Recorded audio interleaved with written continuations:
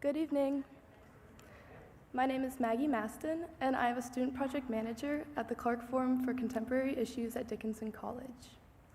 On behalf of the Clark Forum and the Departments of Religion, Educational Studies, American Studies, Sociology, Political Science, and the Middle East Studies program, I would like to welcome you to tonight's event, Muslims and the Global War on Terror, How the Racialization of Muslims Justifies the Expansion of Policing and Surveillance. This program is part of the Clark Forum series, Leadership in an Age of Uncertainty. At this time, please silence all cell phones and other devices. In the case of an emergency, accessible exits are located through the door behind me. There will be a question and answer session immediately following the program, so please hold your questions until then. During this question and answer session, we ask that you please keep questions succinct so that everyone who wants to has a chance to ask theirs. And as a show of respect for our speaker and everyone else in attendance, we ask that you please stay until the end of the program, including the question and answer session. Before we begin, I would like to acknowledge that Dickinson College is on the unceded lands of the Susquehannock Nation. We acknowledge the many indigenous peoples that lived at these lands, as well as the thousands of indigenous children forced into the Carlisle Indian Industrial School starting in 1879 as part of a federal cultural eradication effort. As an international studies major, I've spent many hours taking notes and memorizing the dates and details surrounding the global war on terror and the policies that emerged in its wake. Much of my coursework has focused on military interventions by the United States and other nations, as well as governmental agencies and counterterrorism measures that are designed to ensure national security. However, policies are more than just words on a page. They have real consequences for individuals and communities. What compels me most about this program is the opportunity to take a step back and critically examine these policies through a more human lens, one that acknowledges the direct impact on Muslims' everyday lives. Dr. Saher Selod is a current director of research at the Institute for Social Policy and Understanding. Before joining the ISPU, she served as an associate professor and chair of the Department of Sociology at Simmons University in Boston, Massachusetts.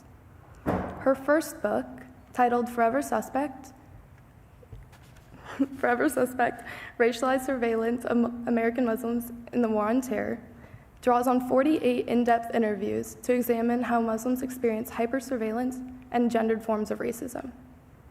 Her most recent co-authored book, A Global Racial Enemy, Muslims in 21st Century Racism, expands this analysis to a global scale, examining how the global war on terror has justified the expansion, the detention, imprisonment, and hyper-surveillance of Muslims in the United States, United Kingdom, India, and China. And now, please join me in welcoming our guest, Dr. Saher Selod.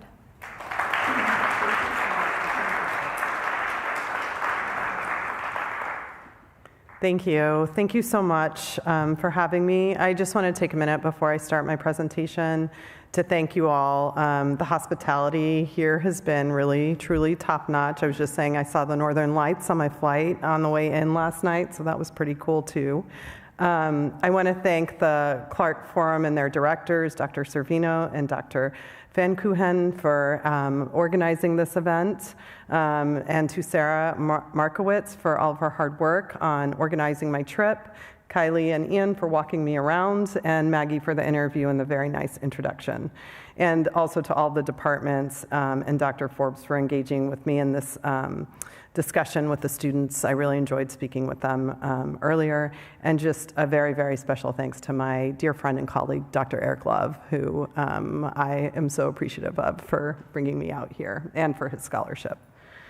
Okay, so I'm here to talk to you a little bit about my current project, but I wanted to take a step back and talk a little bit about how I got here. So I decided when I went to graduate school, it was a little bit after 9/11, and as I've been teaching about in my classes, my students are getting younger and younger, so the distance between them and 9/11 is a lot larger, to the point where they were born, essentially well after 9/11. But for me, that day had a huge impact on the United States and the way life was in the United States, but also very much so for the Muslim community living in the United States. So I started graduate school at Loyola University in Chicago, and my first study came out of that dissertation work, which is this book, Forever Suspect: Racialized Surveillance of Muslim Americans in the Global War on Terror. So in the book, it was very hard for me. I've been talking all day with various people, but when I was studying this was in 2009 when I was conducting my interviews, and Dr. Love can attest to this, we've had a very hard time making the argument that Muslims experienced racism at that time. Most people were saying, well, it was just a blip, it's just a backlash, that Muslims, are a religious group, how are they experiencing racism? And so for me, I had to really think about the language that didn't exist in the canon and the language that I needed to use to explain what I saw was happening to the Muslim Americans that I interviewed. So racialization is a concept that Omi and Wanat have coined, but I expand on their definition in this book. And in the book, I define it as the process by which, I don't know why this keeps switching. The process by which bodies become racial in their lived realities because of biological and/or cultural traits as a result of the intersection and cooperation between ideologies, policies, laws, and social interactions that result in the denial of equal treatment in society.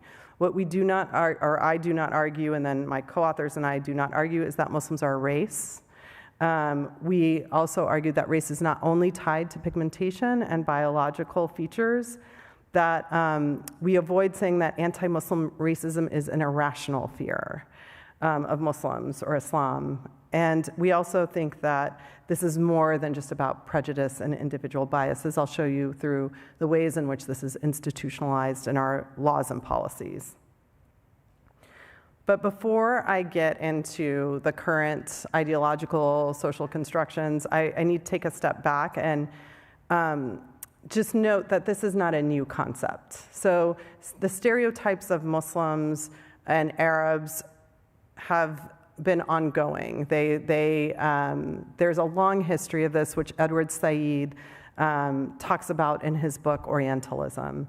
And for Edward Said and Orientalism, he's describing the way in which knowledge of the Arab world has been constructed. So the epistemological creation of the Arab world, and that this was done by European scholars, authors, artists, who painted a picture of the Arab and also the Muslim, quote unquote, Muslim world that they had never, and many times never even visited. And so the images and the creations that they're creating are that this is a society where men are misogynistic, they're barbaric, they're violent, women are oppressed, and they're anti-West, anti-democratic. They're the opposite of the Western, quote unquote, Western world.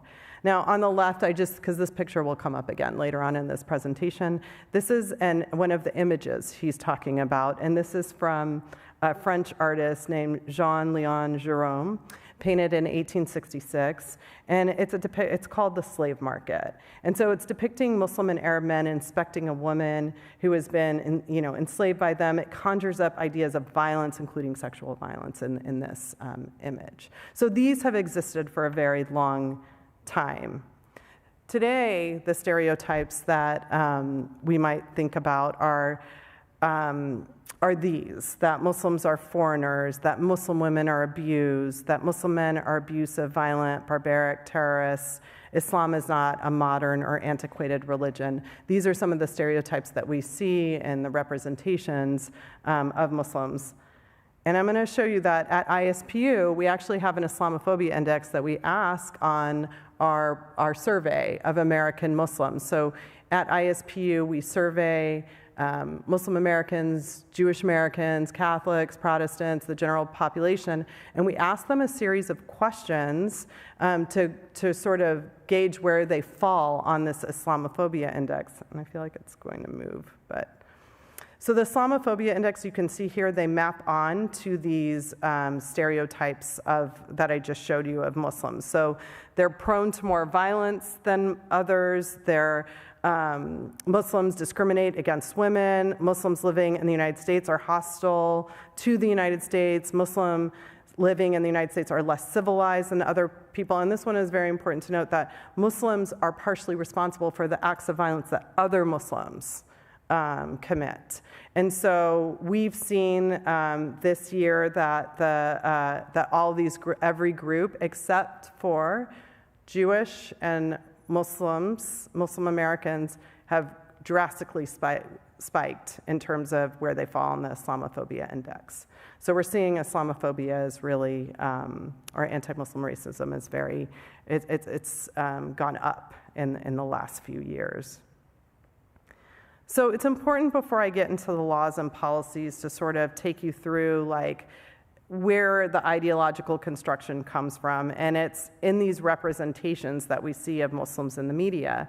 And so this is a study that was done by the University of Southern California, Annenberg Inclusive Initiative, and here you can see that they looked at Muslim representations in the United States, Australia, New Zealand, and the UK.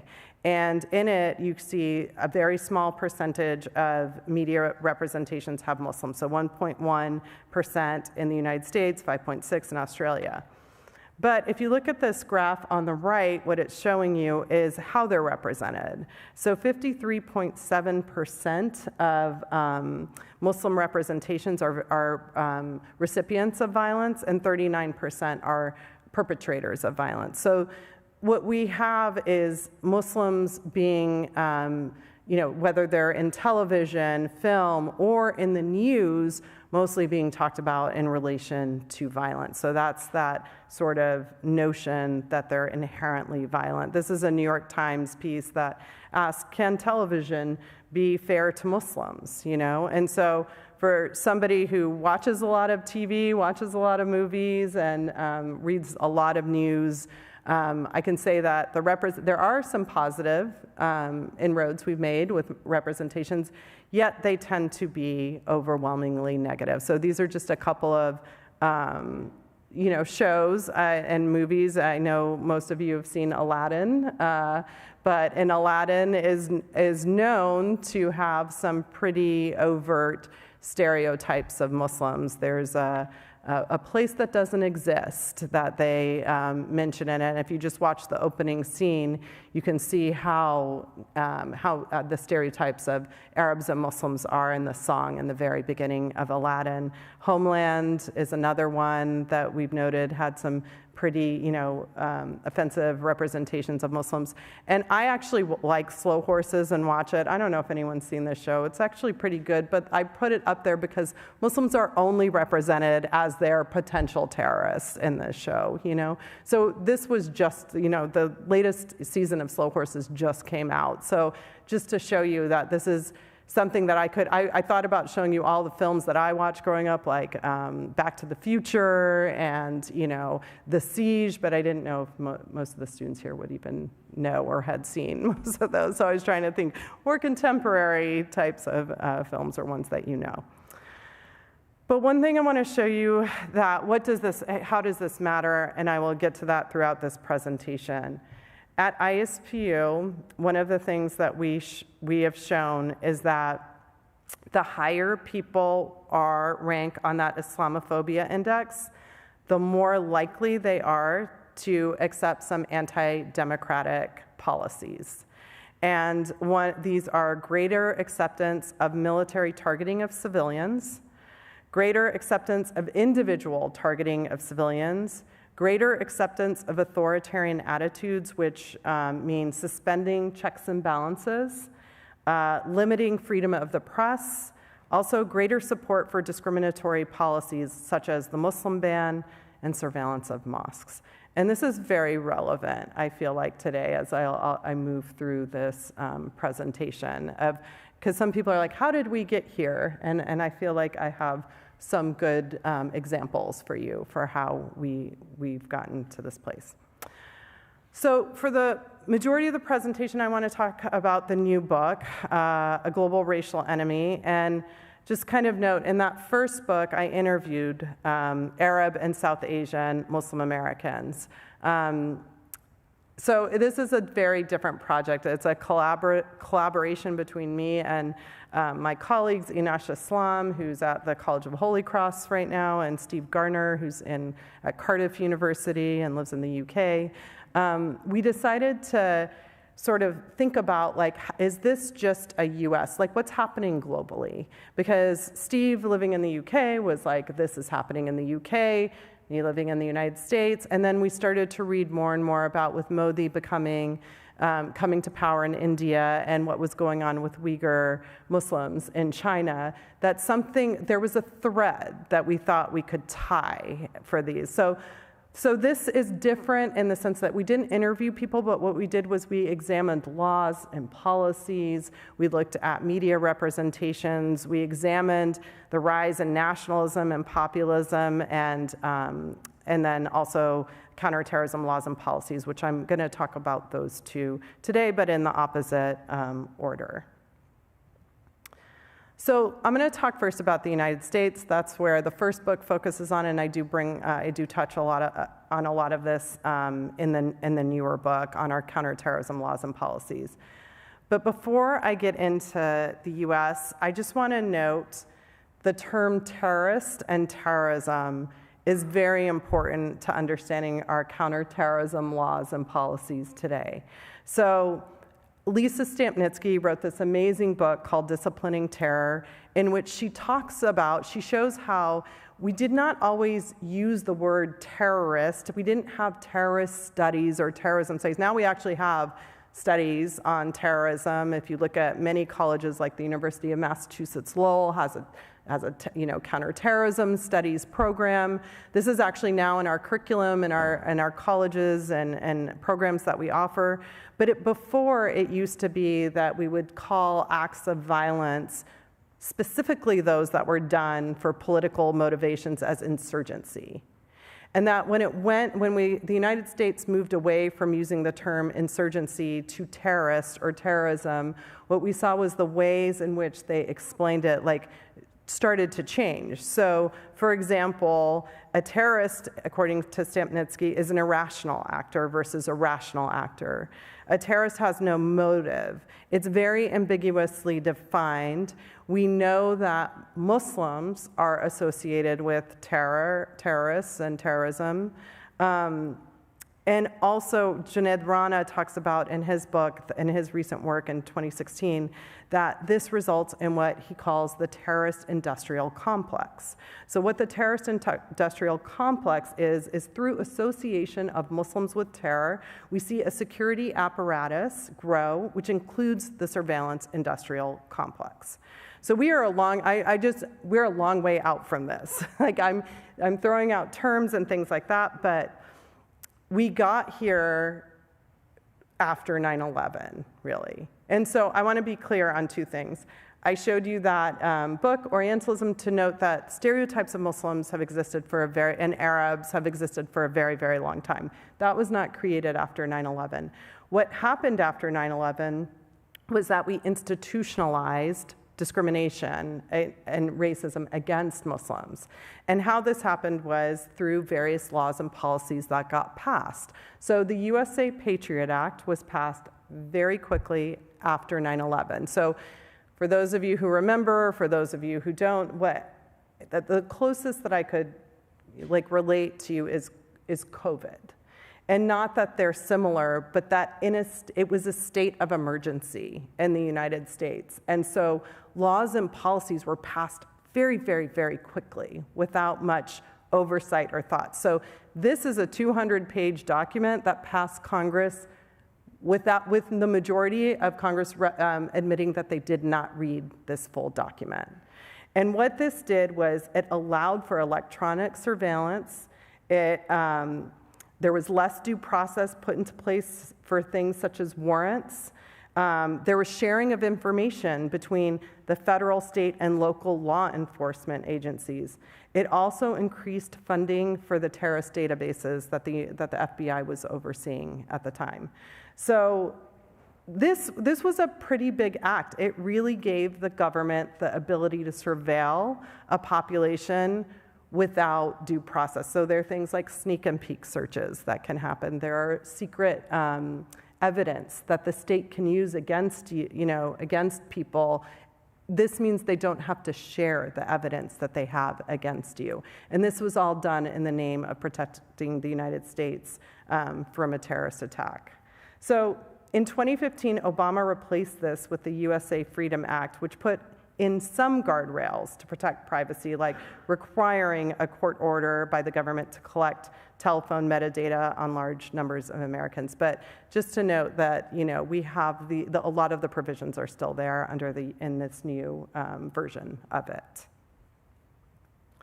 Another policy that was put into place, and this one a lot of people don't realize existed, because when Trump was running for president in 2016, he was saying he was going to register Muslims, he was going to ban Muslims from coming to the United States. And, I have a lot of non-Muslim friends who were texting me, and they were like, aren't you scared he's going to register Muslims? I think on Facebook, a lot of my non-Muslim friends were like, I will register as a Muslim. I was like, please don't register yourself as a Muslim. That's not really gonna help.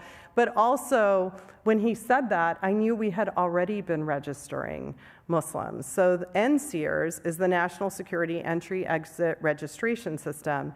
And what this law that Bush put into place after 9/11 said was that if for men who were non-citizens, 16 and older, they had to register with the government if they were living in the United States, where they were fingerprinted, photographed, and interrogated. The men who had to do this came from 25 countries. 24 of those countries were Muslim majority. The only country on that list that was not Muslim majority was North Korea. So this has been going on. So when Trump came out with his Muslim ban, we have had presidents, Democrats, other Republican presidents who have enacted similar laws and policies prior to that. And I just want to note, of those 24, they were not all, many of them are allies of the United States. The simple fact is that these are Muslim non-citizens living in the United States. So this has been terminated, this program, but I think what it did was it created databases of Muslim men's names in the United States.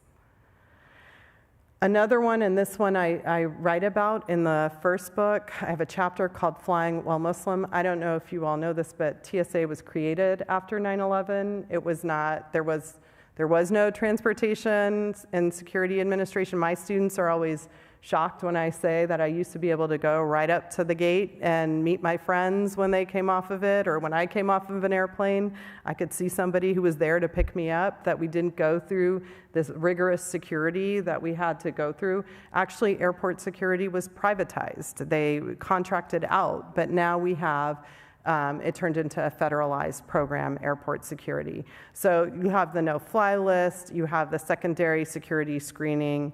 Selection list is very long. It's called the selectee list. You have the secure flight program and the screening passengers through observation technique. And when I interviewed people for the first book, they were like, I think I'm on the no-fly list, but they were all men. I interviewed, half of them were men, half of them were women. And I was like, you were on the no-fly list? And they were like, yes. I think I was on the no-fly list because what would happen is they'd go to the airport, they'd go to try, this is before mobile passes were very popular, they would go to the self-check-in kiosk, and they would get a message. You can't get your ticket. We can't print out your ticket. You need to go talk to a TSA agent.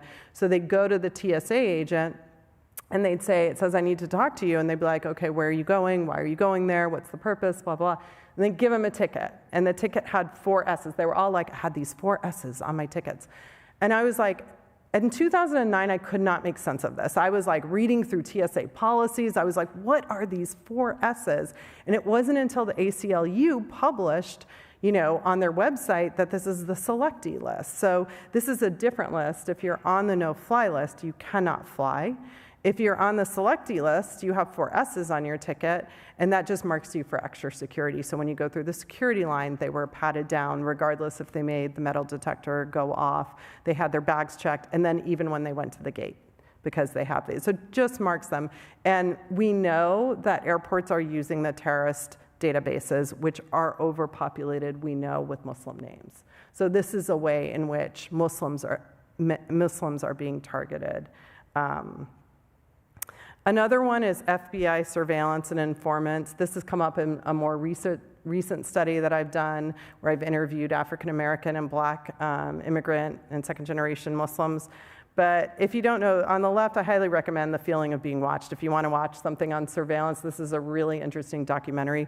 But I want to tell you a little bit about the right, if you don't know who this is.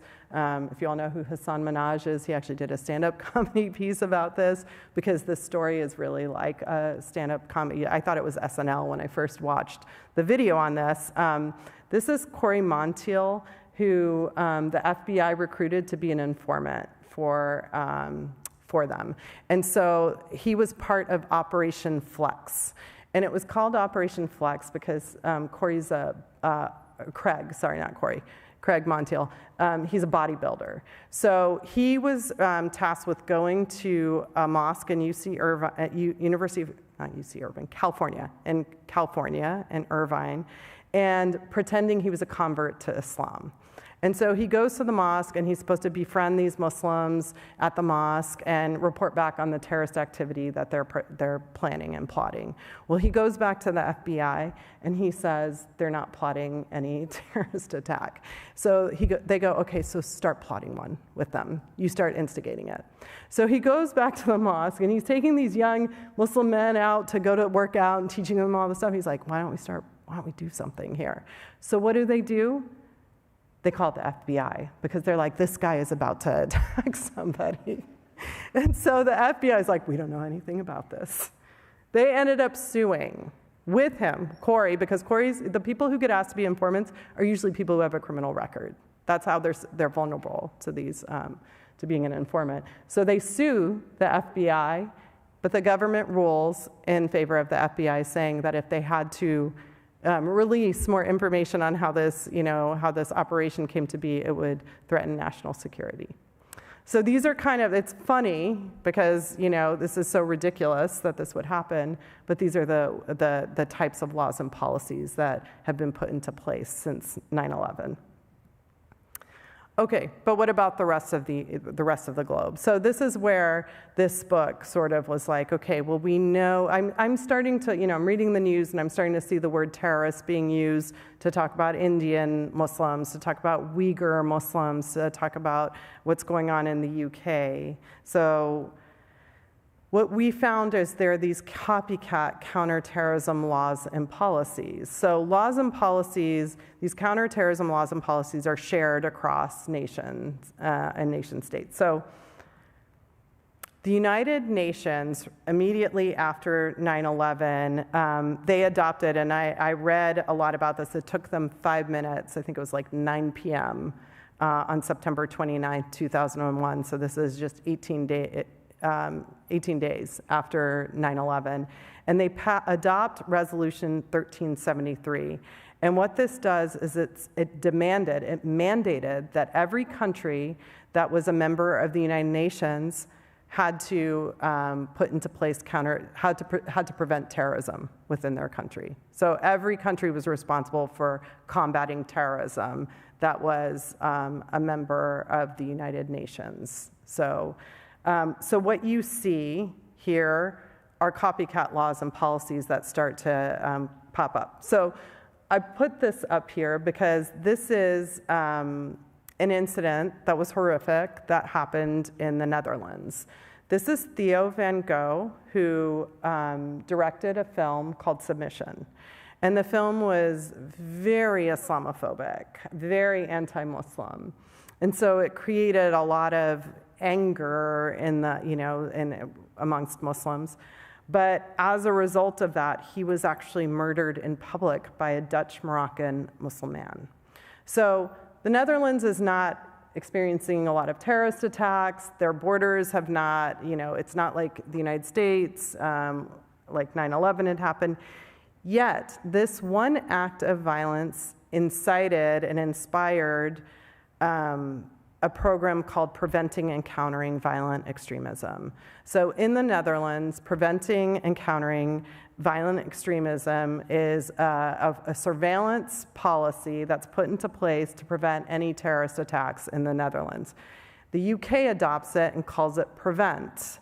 So in the UK, you see Prevent come into play, and that's their version of a counterterrorism law and policy. If you've ever been to the United Kingdom, you can see their slogans everywhere about, in the United States, if you see something, say something, and I can't remember exactly what it is in the UK. There's a version of it that you're supposed to report any suspicious activity that you see.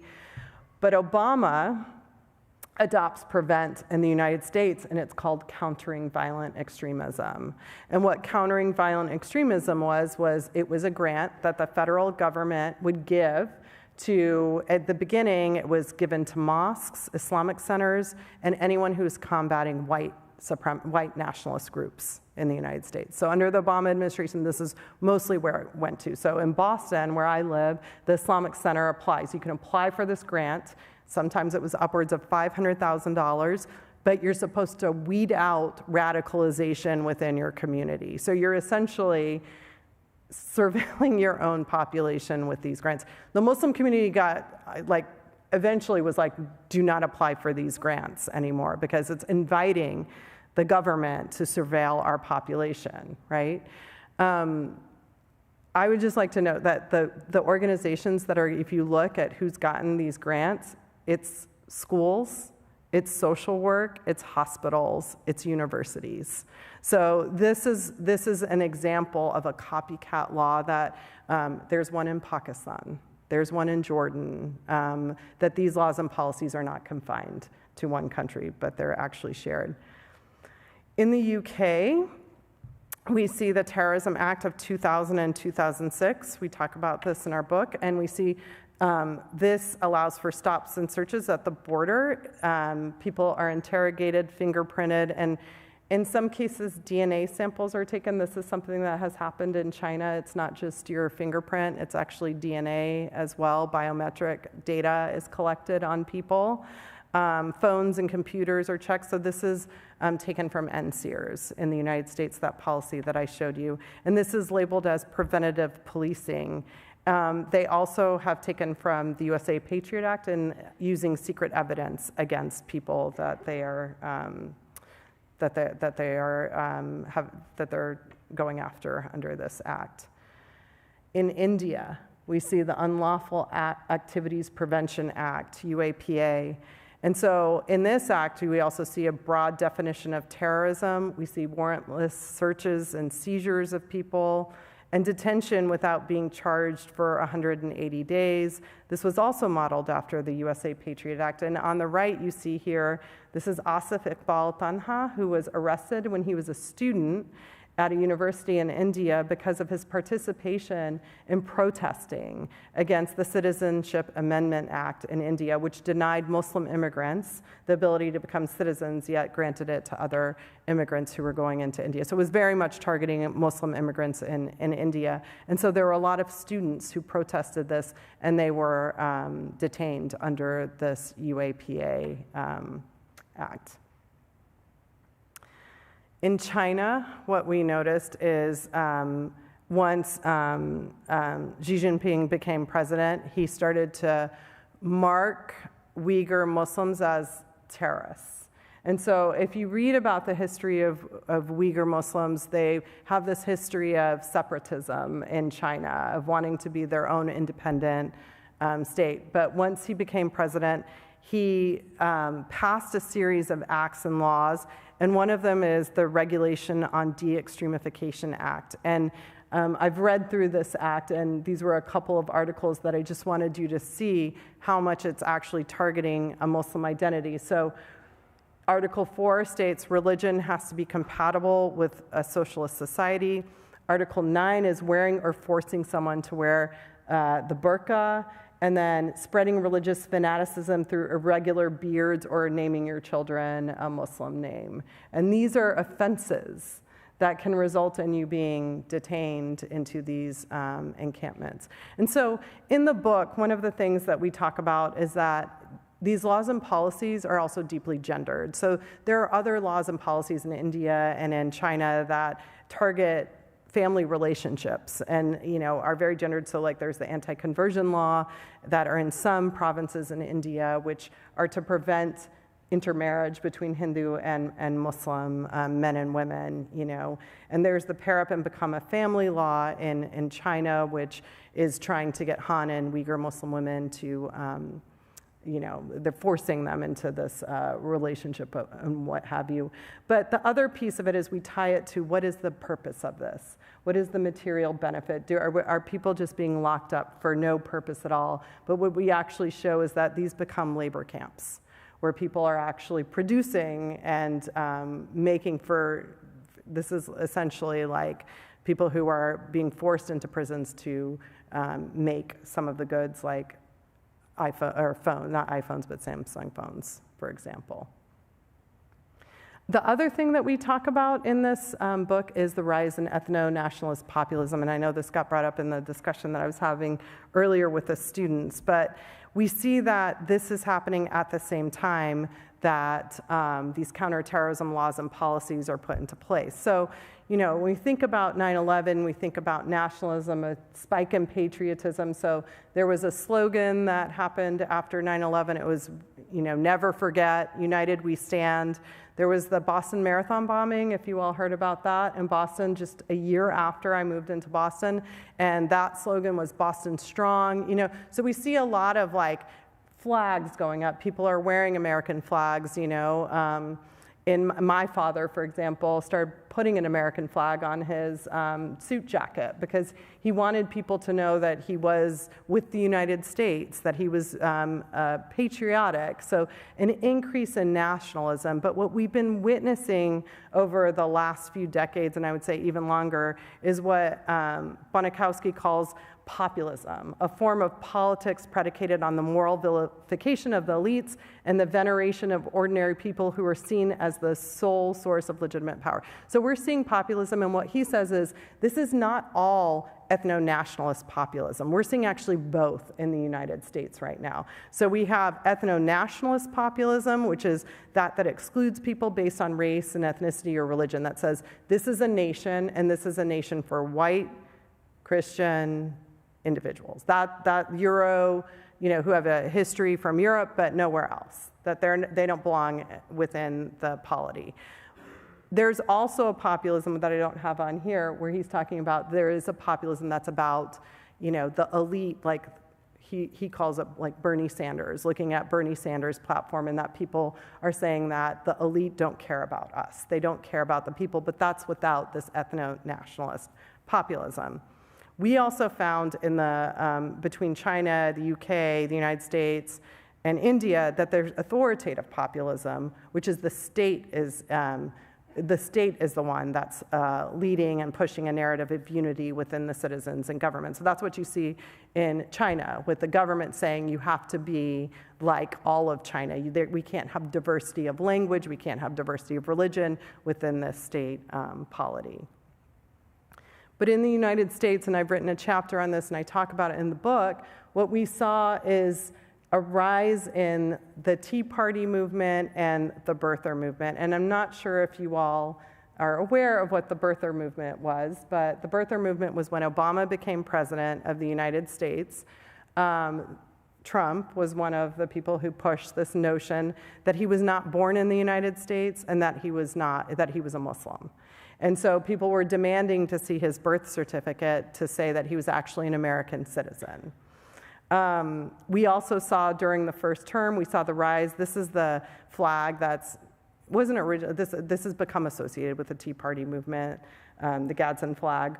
But the Tea Party movement, while mostly was in response to Obama's economic policies, where they wanted limited government, lower taxes, and less government spending, there were factions of it that were anti-immigrant and Islamophobic. So we've seen the rise of this, and now we're at a different place with it. But this is dating back to when Obama was president in 2009. But I'm going to kind of tie it back to the current state that we're in.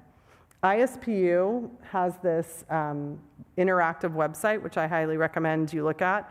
And so the reason I bring this up is because part of that ethno-nationalist populist ideology is that Muslims are coming to the United States and they're bringing with them Sharia law. And so they're trying to take over the government by bringing with them Sharia law, and that they're going to make this a Muslim country, which is not true. These are false narratives. But even though they're false narratives, we saw legislation introduced in all of these states saying that they were they don't call them Sharia, because then it really denotes that they're going after Muslim. They call them anti-foreign law, is what they introduce. And so you see on the left are the legislation where they've been introduced. Texas had 16 of them as of 2018, all of these states. But then also I just wanted you to note that it was related to also anti-immigration legislation, which we've tracked on the right, the same states, a lot of similar states that have introduced anti-immigration legislation. So it's not just an ideology, it's an ideology that's being perpetuated through laws and policy and legislation. So bringing it to today, because I actually got interviewed. I do a lot of media interviews. I actually did 2 on Mamdani. One was about a video that he did that went viral, but one was about this notion that Mamdani, if you all know who Mamdani is, right? Yeah. Okay. So he's the new mayor-elect of New York City. That Mamdani was, the Sharia law stuff was coming back. And I was like, really? Sharia law was so 2010. I was like, are you sure? I didn't believe this. I was like, we've moved on from that. We're on to different things now. Until there was a report that came out that there were thousands of posts that he was bringing Sharia, that if he became the mayor, that he would bring Sharia law to New York City. So this is Marjorie Taylor Greene's post that has the Statue of Liberty clad in a burqa, because she's making the argument if he becomes the mayor of New York, this is what all New Yorkers will be exposed to. So it's come back. In the UK, I'm not going to go through all of the populism in the interest of time, but in the UK, if you don't know who the English Defence League is, that's one of these right-wing populist or groups. This was from the Associated Press that said that over 100,000 people attended a London rally, and organized by far-right activists. Tommy Robinson is the founder of the English Defence League. I believe he's left the EDL since, but we see similar things. So the thing that I want you to know is that the rise in the far right, from Hungary to the UK to what we're seeing in France to the United, they're not all disconnected, that there actually are connections between them. Some of the places that I found those connections is if you read manifestos of shooters. For example, the Christchurch shooter in New Zealand was citing the manifesto of the man who went into, I think it was in El Paso, it was a Walmart, and shot up people. So these manifestos are being shared and read amongst these men who are abiding by these ideologies. So there is a connection between them. And then I told you I'd bring up that painting again. So this is that painting that Edward Said critiques in his book, Orientalism, the Slave Market, but here it's being used by a right-wing German group called the Alternative for Deutschland, AfD, and they are using the image, and what that says on it is so that Europe won't become Eurabia. So even those images that are so old that Said is talking about are being recycled, and actually this painting is in the Clark Museum in Massachusetts, and they were very upset at its use for the AfD. Okay, so I'm about to end this talk, and I'm going to just explain why does this matter. I've been giving talks for, 15, 16 years on my subject on Muslims and terrorism and why Muslims are, should not experience all of this discrimination and whatnot. And that largely, everybody feels a little sympathetic, but I think because Muslims are 1% to 2% of the US population, I think most people either like, well, what can I do? Or, I don't know a Muslim, or, I even literally had somebody tell me they felt safer in airports, even if she knew it was wrong, that they were profiling Muslims, but at least she could see security happening and in front of her. And I was like, okay, I think this might convince everybody about the mission creep that we're seeing with expanding surveillance and policing beyond Muslims. So one is the relationship between the war on terror and the war on drugs. And I wrote this op-ed for Truth Out a couple of years ago because I was reading a report on fusion centers. And if you don't know what fusion centers are, these are counterterrorism centers that popped up across the country after 9/11. And so their goal was to weed out and identify terrorism in Boston, in Austin, in Philadelphia, in New York, So there are these centers, and they operate under a very different accountability, as I showed you, than, regular policing. So these centers have been popping up, and they're not finding much terrorism, actually. So you have these centers, they're fully funded. Like in Boston, we just refunded, we just voted to refund BRIC, the Boston Regional Intelligence Center. And what is BRIC doing? Well, BRIC is going into Boston public schools and surveilling kids in the Boston public schools. So there was a 17-year-old boy. His last name was Orlando. And the BRIC worked with ICE, and this was a few years ago, to have him arrested and detained. And because they said his hat meant that he was probably a member of M13. He was wearing a Chicago Bulls hat. And that was associated, that Bulls were associated with M13, and they used that as enough evidence to get them. There have been some concerns that in states where abortion is illegal, because these centers have to go and find criminal activity, that they could be used against people who are perhaps seeking abortions as well. But they are being used to police immigrants, to police Black and brown communities, because they're not effective and they're really not weeding out or finding any terrorist threats. Free speech. So this is the other one that's happening.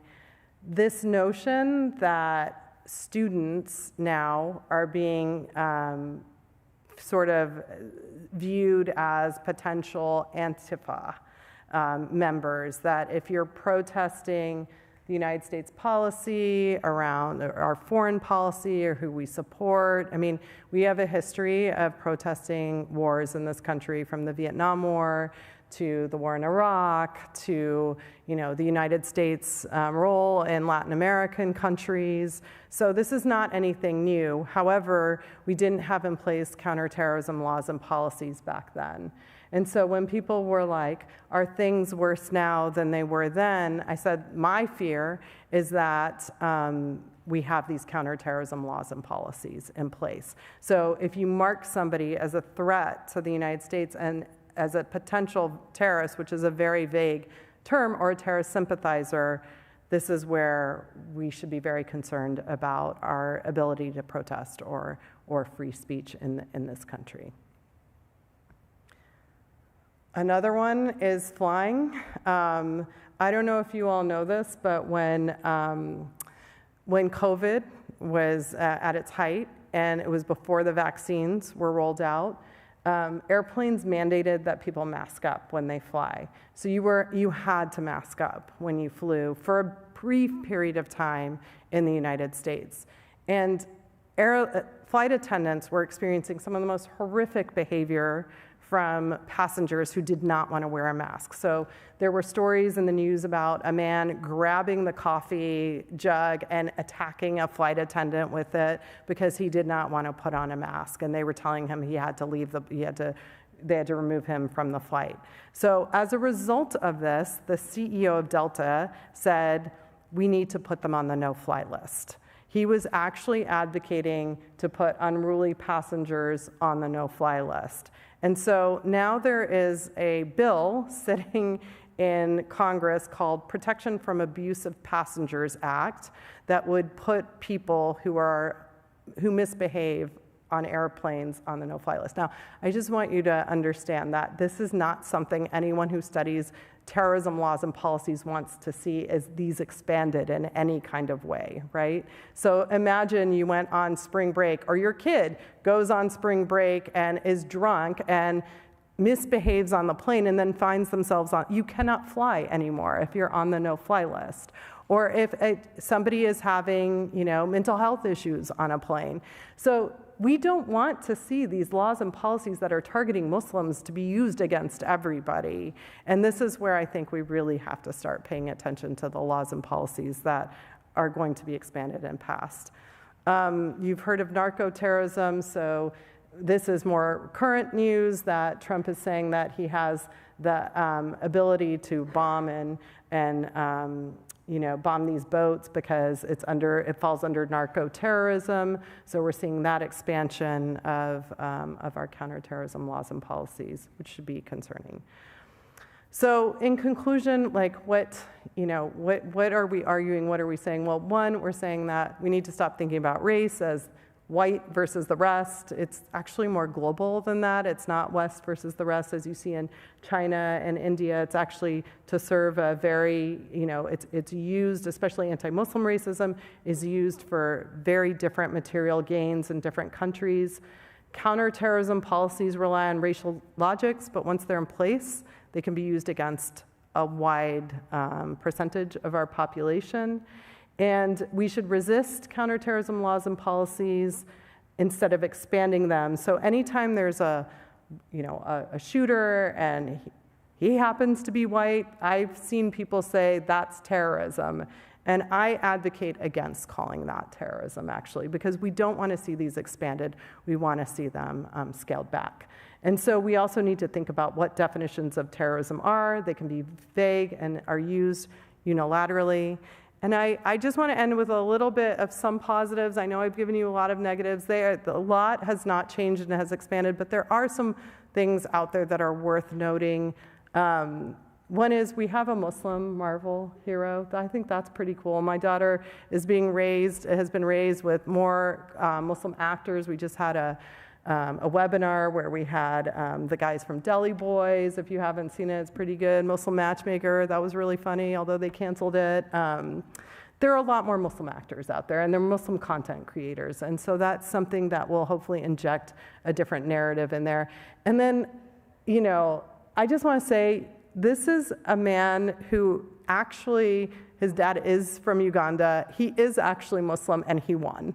And this was the same rhetoric that was used against Obama, that he's not a Muslim. So this is a sign of, some positive representations. And then finally, we are doing a lot of work at ISPU, and there are a lot of Muslim organizations that are advocating for Muslims against these laws and policies. This isn't all going unnoticed. In fact, there's so much work being done. I meet with lawmakers, I meet with governors' offices, I meet with mayors. We meet with a lot of policymakers who are interested in doing something about this. So there's a lot to be done still, certainly, but I do think that we have made some progress as well. And so that is all I have for you. Thank you for being here so late and listening to all this. So happy to take your questions. Thank you. It's now time for the question and answer session. Because this event is being recorded, please raise your hand and wait for a microphone to reach you. Before asking your question, we'll reserve the first questions for students and then open it up for the rest of the audience. It's now time for the first question.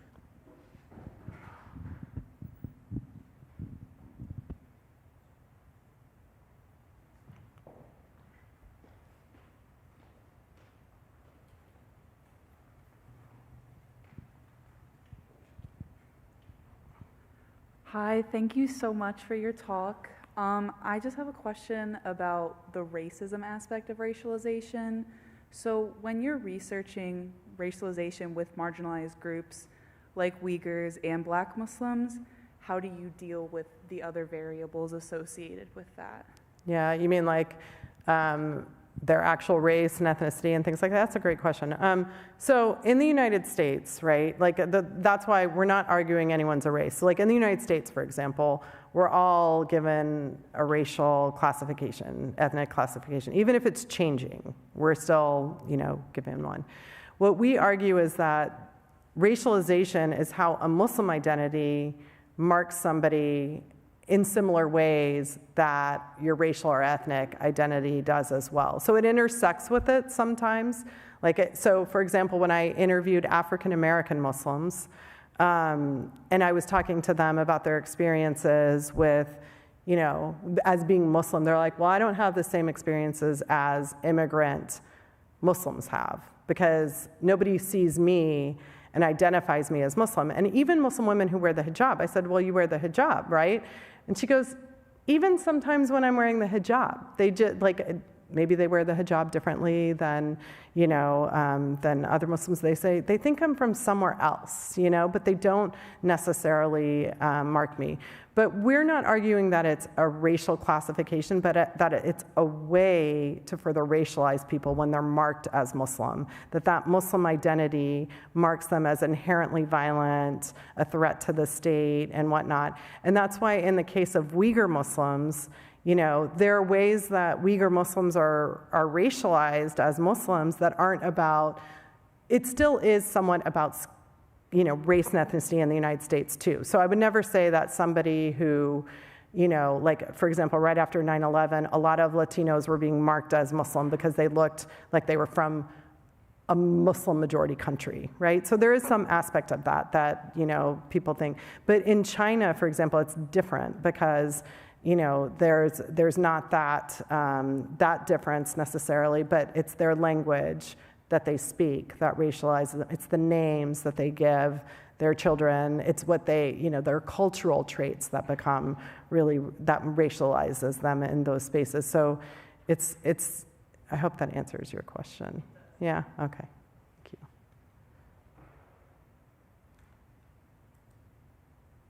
Other questions? Yeah.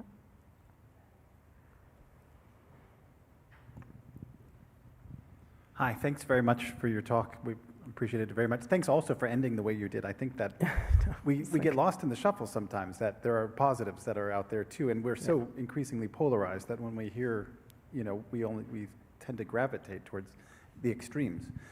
I'm curious to know how you handle people who are provocateurs and working from data sets that they deploy quite often effectively to further their own sort of agendas of discrimination, marginalization.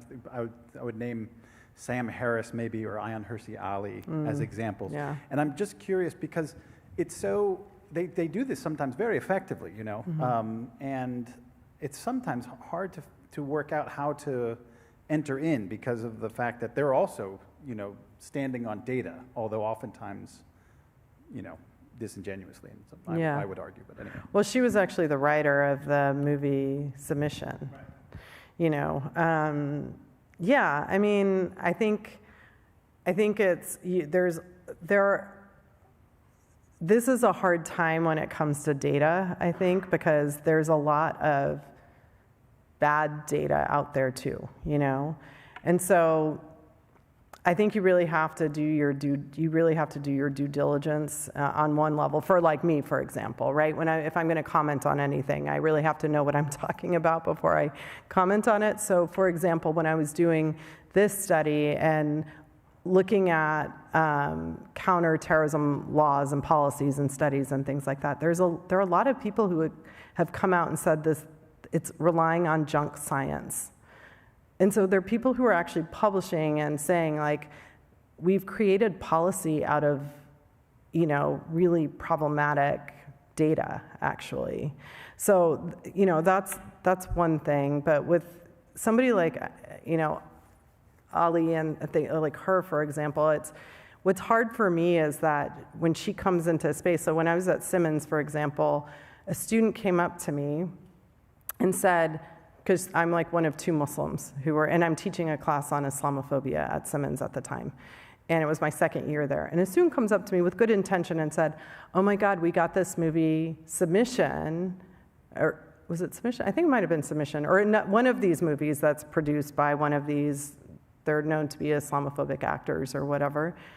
And I just feel like it would be so great to screen this at Simmons, you know? And what do you think? Do you want to be on the panel?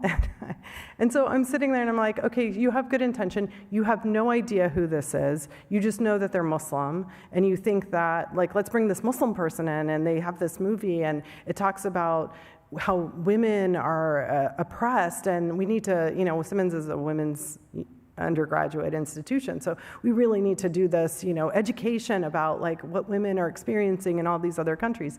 And so I said, yeah, I'm totally okay being on this panel, but I want to let you know what this film is about, how this film, you know, who's produced this film, what this film producer has written, what they've, you know, what their stance is, and just so you know before you screen this in front of everybody, because if I'm going to sit on the panel, I'm going to critique it. I'm not necessarily going to say, yay, we're talking about oppressed women, you know, in Arab countries. So, but it's difficult because most people don't know that that is, you know, problematic and whatnot. So it's very difficult to counter these narratives when people are saying this is based on fact or this is based on my experience, and you know, yeah, it's not a good answer, I guess. It's just hard. I find it hard in my classes. Yeah, I mean, I tell people, please don't go down the internet rabbit hole. You know? Be aware. I mean, now it's not just the internet, it's social media, and we're in very, like, divided social media spaces. You know, you might see one thing, and I have to be honest, I don't know how many of the people who aren't college students here are on Instagram or TikTok, or, I mean, I kind of have to be now with my new job, but like, it is hard to tell what is real and what is not real on social media. It is really, really hard. Like, I'm like, my head is spinning. And so, you know, now we have this whole population. I mean, my daughter's one of them who's just sending me TikTok after TikTok, and I'm like, thankfully they're mostly about cats, but I'm just like, you know, I don't know, like, how do we break through this disinformation cycle when now it's AI generated and powered, and you don't even know if this person is real or not. It's very wild. Yeah. Yeah. Yep, right here.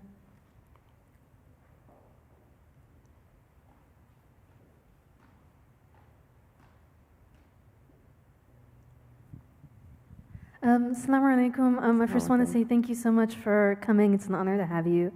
One thing that stuck out to me as I was thinking and processing this talk was the generational experience of like Muslim Americans. Mm-hmm. My dad, for example, emigrated here in 2001. The moment that you brought up the fingerprints, I can distinctly remember like us once driving around Baltimore and telling me, oh, that's the building where my prints were taken, and him just treating it as normal. And what I've noticed is that among a lot of Gen Xer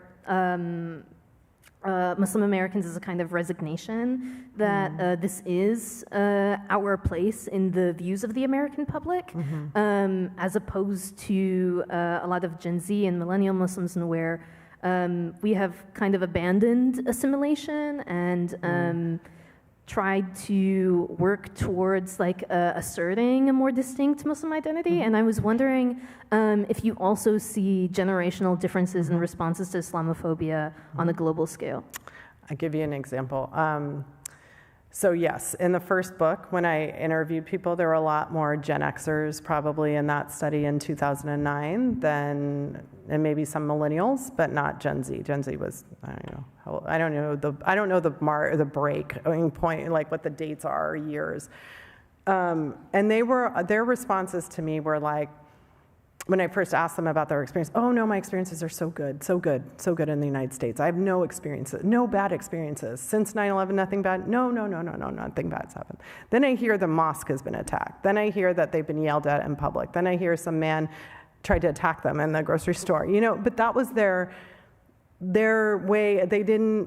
They were like, no, everything's fine. This is fine, And because these are South Asian and Arab Muslims, I think there's something happening here with race, that they don't recognize their racialized status. In fact, there's a scholar, Eduardo Bonilla Silva, who would say people want to be, like there's white, honorary white, and collective black. And I think that a lot of South Asian and some Arabs as well in my study were like, I live in the suburbs, my kids are going, they're participating in a lot of ways in anti-blackness, if you think about where you're sending your kids to school, So that was that generation. And then this generation, if I were to add, because I interviewed some Gen Zers and millennials in the late, oh no, they can talk about, racism, they can talk about religion. So there's definitely a divide. And one other thing I'd say is Mamdani did this Instagram reel and video. I don't know if you've seen it. You know which one I'm talking about, where he's in the mosque, and I don't know if you all have seen this. This was so incredible. He sat and it was a 6-minute video where he basically says, I'm not talking to anyone but Muslims now. And he's like, I see you, I hear you, I know what you've been through, no more. That's never happened. And I think that, so I got interviewed by the New York Times about it. They were like, what was your response to that? I was like, it was wild, like mostly the generation before is like, bear it, grin it, don't talk about it, don't bring attention to yourself. Just play nice. And this guy is saying, nope, I hear you, I see you. And I was talking to family members and friends and men who were like in tears after this. They were like, nobody has said this on a public stage like this. So there is a difference in generational, So I really appreciate that question because it gives me hope, at least, because I'm a Gen Xer who was not silent, but was told to be quiet by my family. You talk too much, Saher, But when I see the Gen Zers and I saw Mamdani, that was like a really powerful moment. So highly recommend you all read that, not for my citation, but to read the citations of the regular Muslims that this guy interviewed, because it is powerful. These people are saying, I cried when I watched that video because no one has ever acknowledged my experiences. Yep. We have time for one more question.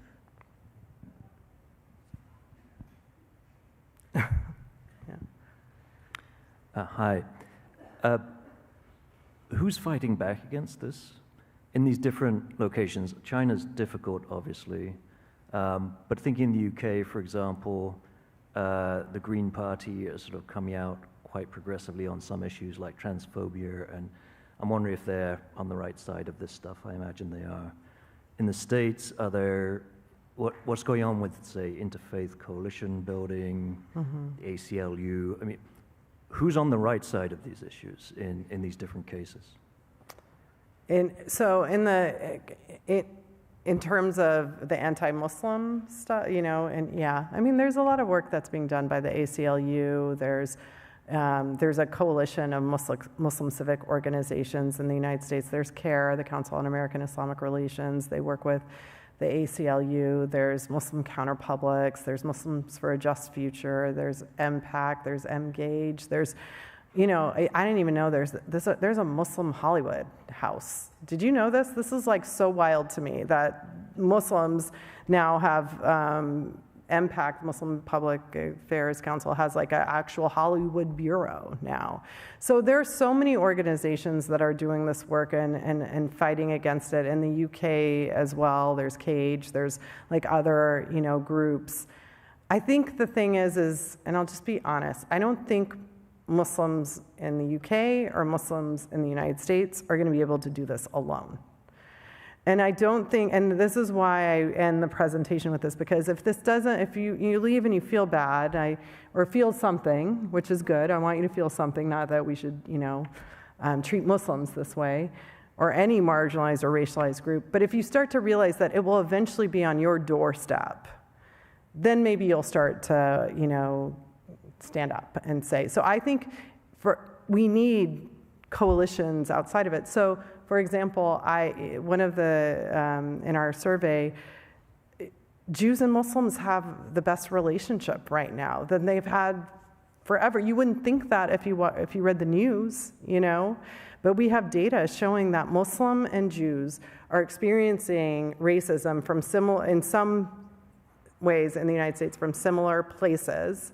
So these manifestos that are being written about, there's anti-Semitism in there, and there's also, anti-immigration, anti-Muslim sentiments that they're both fearing the same, their mosques and synagogues being attacked. So their relationship has gotten stronger, and we need coalitions outside of our own groups to counter a lot of this work. I don't know if that really answered, but where I'm getting some hope is where I'm seeing on my social media feed, suburban moms coming out with whistles in Chicago, to protect their neighbors. And I feel like that's the kind of stuff we need to see more of. But if you don't know what exists, it's very hard to do that kind of countering it. This concludes the end of our program. Please join me in thanking our speaker, Saher Selod. Thank you. Thank you for staying so late. I know this is a late night. I really appreciate it. So thank you.